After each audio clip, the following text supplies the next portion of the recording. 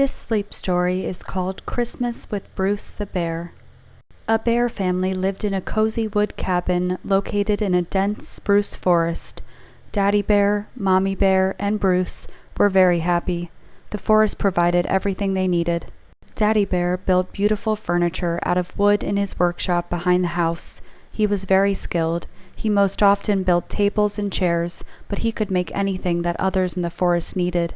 Mommy Bear painted his creations with beautiful colors and lovingly decorated them with pretty patterns. All of the animals appreciated their work and placed many orders throughout the year, but especially leading up to Christmas. Bruce didn't mind the rush, and he was even allowed to help if he liked. Bruce went to school every morning. He daydreamed during his lessons of woodworking with Daddy Bear in the workshop. Daddy Bear had told him that he was already very good with wood and that he might be able to work in the workshop one day soon. One fine afternoon, Bruce and Daddy Bear wandered the forest collecting wood. "Look, Bruce," Daddy Bear said, "the forest is much too dry this year. Even though the warm weather has been enjoyable, this summer has been too hot and it didn't rain enough. It's not good for our forest." Bruce didn't understand Daddy Bear's concern because he was thinking of the many days when he frolicked happily in the woods until late in the evening because of the nice weather. One particularly hot day, as Bruce walked home from school, many animals suddenly ran towards him. One frantically shouted, "There's a fire! There's a fire!" Bruce ran after them. He had seen lots of smoke and high flames. He started to smell the smoke and kept running until he no longer knew where he was. Fortunately, it rained very hard that night, soaking the animals and extinguishing the fire. The next day, they all started looking for a way back to their families. Bruce couldn't stop thinking about his parents. He was very worried and wanted to find them as soon as possible. But the forest looked different because of the fire, and Bruce didn't know where to go. First, he met a family of rabbits who offered for him to stay with them for the night, but Bruce couldn't fit in the rabbit hole.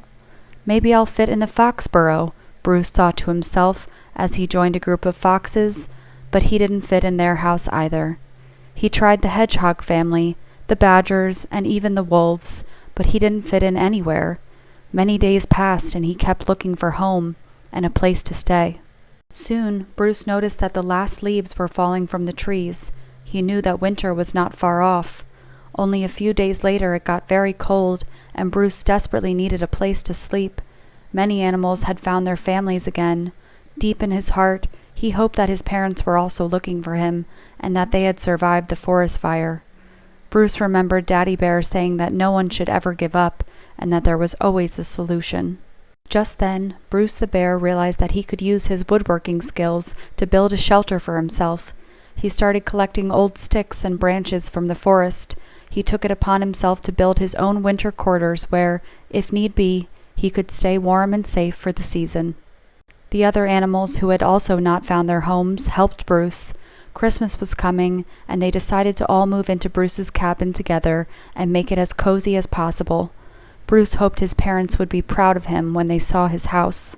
The squirrel wanted a Christmas tree, and so the field mouse and the old hedgehog helped her put one up.